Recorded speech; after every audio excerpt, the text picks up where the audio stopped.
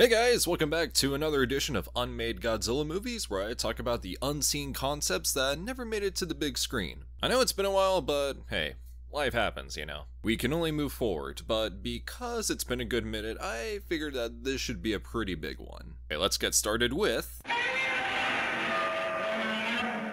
So in 1970...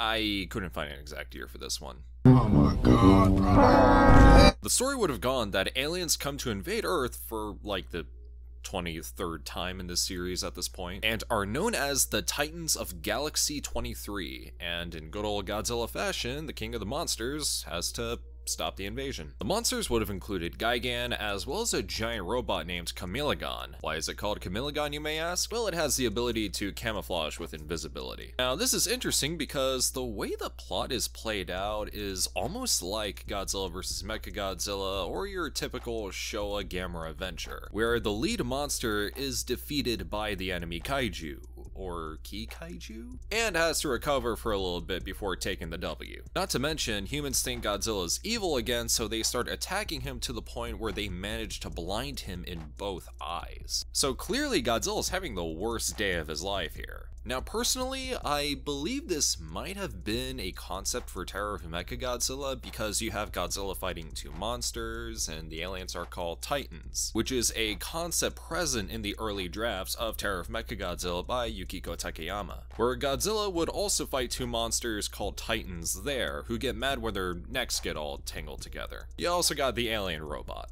And this is just a personal theory, but I feel like because of the state of the Japanese film industry in the 70s and how each Godzilla film was starting to lower in quality, they likely did not count on Godzilla vs. Mechagodzilla being the hit that it was. So they had an idea where they were willing to reuse a recent kaiju, but also create a new one to save production costs. And in a sense, Terror of Mechagodzilla was pretty much that, except Mechagodzilla got a new look in addition to Titanosaurus, who was basically both Titans rolled into one character. And one of the characters is named Hayato Ichimonji, though it was probably just a placeholder name. Maybe they just wanted a character who was cool like Hayato Ichimonji.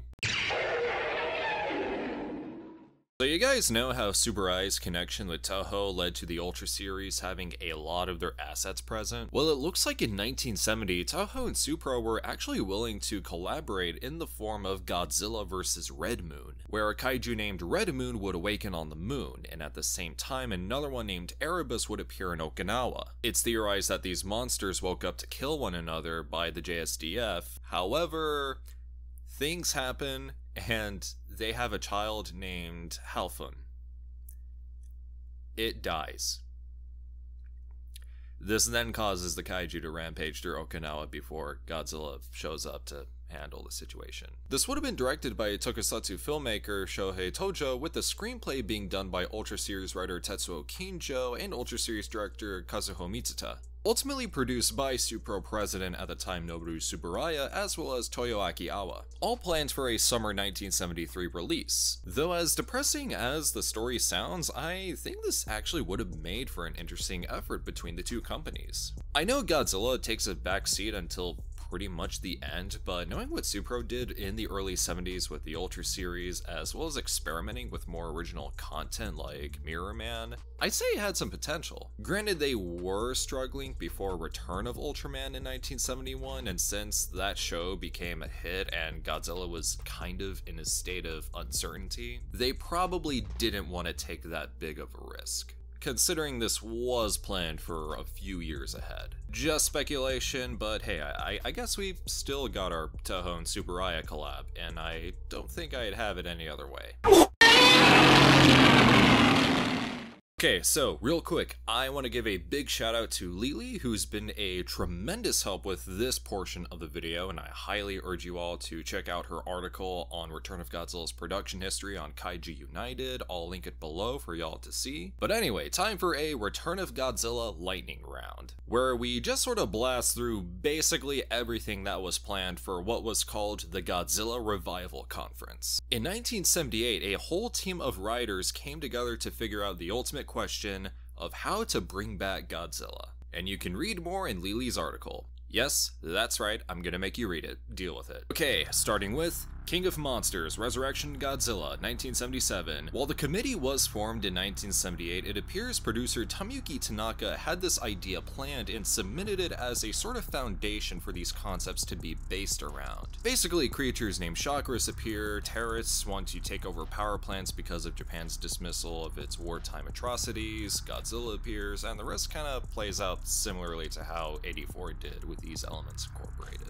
Bride of Godzilla, Concept Revival, 1978. Tanaka asked Hideaki Nagahara to rewrite the original proposal for Bride of Godzilla from the 50s. Watch the previous video for more on that. Chakras is still there, and instead of a robot daughter, there was a female robot Godzilla until it eventually just became a female Godzilla. Also, Godzilla has a son in the third act. I just want to apologize to all Godzilla vs. the Devil truthers out there for my ignorance, because I unfortunately fell into the hive mind that this movie never existed. It was very rash of me. I just wasn't in the right headspace. I always make sure to never do that. In short, I was wrong. This movie actually was planned at this point, because it was actually mentioned in the official Godzilla 1984 completion book, as well as the Toho Tokusatsu unpublished material archive. Henry Saperstein of UPA wanted executive producer Ruben Berkovich to write a story about, well, Godzilla fighting the devil, and also a giant spider, fish, and bird. Wrath of Godzilla, 1978. I couldn't find anything on this one. Speaking of UPA and Henry Saperstein, the dude wanted to collaborate with Toho again and decided that not only should they bring back Godzilla, but also the War of the Gargantuas in the form of a sort of spiritual successor to that film. While this never came to fruition, we still got our War of the Gargantua successor. And again, I wouldn't have it any other way. A Space Godzilla, 1978. This one is probably the most recognizable one here, because it was actually adapted into a short story with illustrations. It turns out that Godzilla is actually an alien named Rozan. Apparently, Rozan is dying of diabetes, while also pregnant with a monster who would be named Lilin. And after discovering that Godzilla's homeworld is being attacked by aliens named the Cenarians, they turn the body into a rocket ship, shoot it off into space, back to Rozan's home planet, where Lilin is reunited with her father, Kunin, as they then fight off the invaders. This is definitely a Nobuhiko Obayashi story, and I actually would have loved to see it for how bizarre it is. Godzilla vs. the Asuka Fortress, 1979. In this story, written by Shinichi Sekizawa, Godzilla would have fought an entire fortress controlled by an AI that decided to wage war against humanity in the year 2000. Godzilla, God's Angry Messenger, 1980. This is probably the wildest of these drafts. It is really not what anyone would expect. In this one, mankind has engaged in World War III, and as a means to punish mankind, aliens, who are referred to as gods, which technically tracks, come to Earth and awaken Godzilla in the middle of this madness. So you have a future apocalyptic war scenario with not only an alien invasion thrown in the mix, but the second coming on top of it all.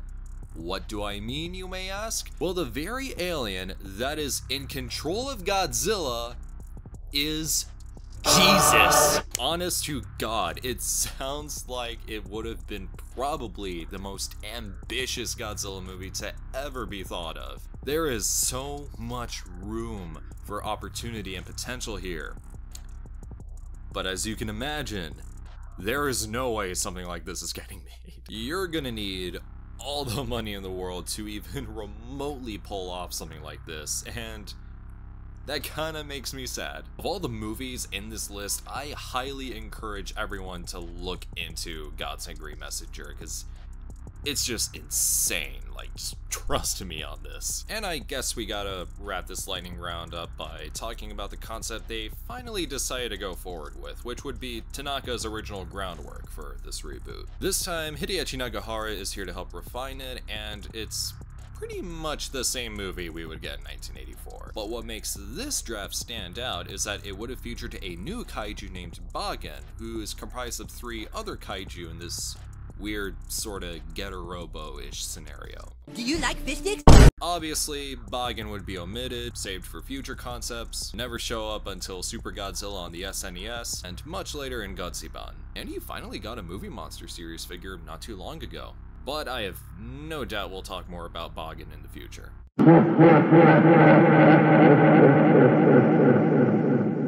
Alright, I'm a man of my word, so I figured I'd throw in a little bonus in here. In 2016, director Steven Soderbergh of Ocean's 11, Contagion, and Magic Mike wanted to remake the 1963 J-horror classic Matango. When asked about the film, Soderbergh admits that he couldn't come to terms with Toho, which is interesting because the movie is based on a short story that they don't even own? How does that work? But it doesn't stop there, because apparently Toho actually confronted another director about remaking Matango. And you want to know who they talked to? You want to know the kind of genius they discuss this with? You think they go for some guy who is essentially a master at when it comes to themes of isolation and mistrust? Well, that is exactly what they did, because the man they went to was John freaking Carpenter. We live in such a cruel, cruel world that we would actually be robbed of this. However, there is actually pretty good reason as to why it didn't go through, and it's because Carpenter felt he was unfit for it. And you know what? I gotta respect it.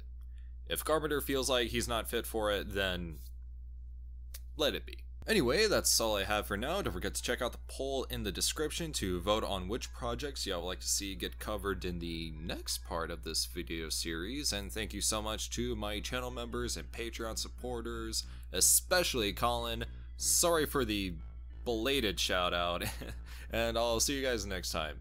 Take care, everyone.